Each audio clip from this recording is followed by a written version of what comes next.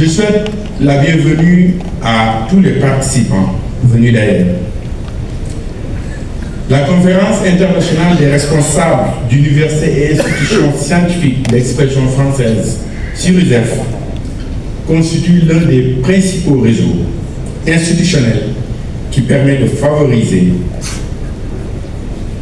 les échanges, la coopération et la solidarité entre les institutions francophones d'Afrique et du reste du monde. Vous le comprendrez, chers collègues, que par des formations professionnelles, je parlerai plus du colloque Phytovalo. C'est normal que sur les autres aspects de cet événement scientifique majeur, notamment le congrès sur USEF en tant que tel et le colloque sur la formation à l'hybridation et aux pédagogies actives. La tenue de cette rencontre à l'UCAD, au Sénégal, est une merveilleuse occasion d'échanger sur un sujet en lien avec la conservation de la biodiversité, toujours soumise à différentes menaces malgré son potentiel régénératif. Entre autres menaces, on peut citer la fragmentation des habitats, qui est considérée comme la principale menace de la biodiversité. Il y a aussi d'autres facteurs, d'autres menaces telles que les espèces invasives, le changement climatique, les pollutions et l'exploitation à outrance de ces ressources biologiques.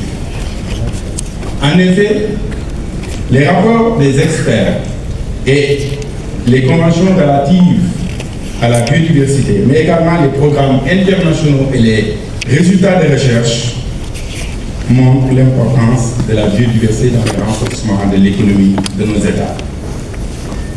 La connaissance et la valorisation de la biodiversité ont été identifiés comme des leviers incontournables pour promouvoir des modes de production et de consommation durables. Chers collègues, chercheurs et enseignants-chercheurs, comme vous le savez sans doute, une multitude d'habitats importants existent dans le monde entier, à la fois dans les régions tropicales, polaires et dans les eaux tempérées. Certains d'entre eux souffrent des effets des impacts multiples des activités humaines, du changement climatique et ne peuvent plus maintenir et soutenir la biodiversité associée, les processus écologiques résultants et les fonctions des écosystèmes. Inversement, les algues et les plantes atténuent les effets causés par le changement climatique. C'est des réservoirs de carbone. Elles représentent également une richesse pour les nations en développement et les populations défavorisées, car elles génèrent de l'emploi et de la croissance. Dans les régions tropicales comme les nôtres, de nombreux groupes végétaux jouent un rôle majeur en tant que producteurs primaires et constructeurs d'habitats, tandis que dans les zones tempérées, les forêts marines, les algues forment les habitats les plus productifs. La connaissance et la valorisation des ressources naturelles aquatiques et terrestres sont devenues des préoccupations et des enjeux de plus en plus importants dans de nombreux États. Dans les pays asiatiques et européens, les algues sont largement utilisées dans divers domaines tels que la pharmacie, la cosmétique, l'agroalimentaire, le traitement des eaux usées, l'agriculture et l'industrie. Au vu de ces multiples utilisations, il est urgent pour les nations africaines de combler les fossés en matière de connaissances scientifiques et techniques et de passer à une valorisation scientifique, technologique, économique et sociale des algues et des plantes. Ce concept de valorisation est polysémique et multidimensionnel, car le contenu varie suivant les acteurs impliqués, leurs attentes et leurs intérêts. Et c'est pourquoi ce colloque revêt une importance toute particulière.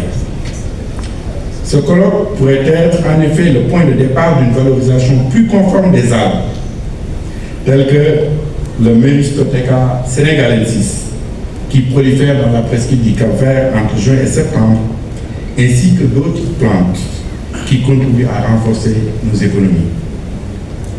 Le Sénégal, avec son littoral de 718 km et plusieurs étendues d'eau continentale, renferme environ 338 espèces de macroalgues et 1394 espèces de microalgues.